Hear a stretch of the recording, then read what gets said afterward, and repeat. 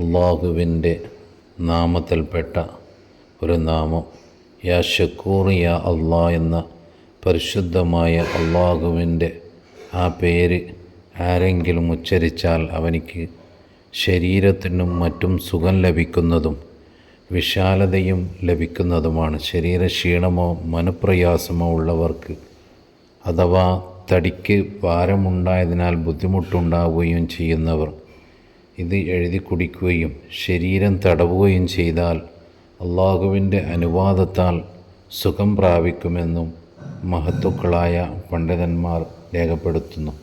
അതുപോലെ തന്നെ കണ്ണിന് കാഴ്ചശക്തി കുറഞ്ഞവർ ഈ ഇസ്മ യാ ഷക്കൂർ യാ അള്ളാ എന്ന് പതിവാക്കിയാൽ അവൻ്റെ കണ്ണിന് കാഴ്ച ലഭിക്കുമെന്നും മഹത്തുക്കളായ പണ്ഡിതന്മാർ രേഖപ്പെടുത്തുകയാണ്.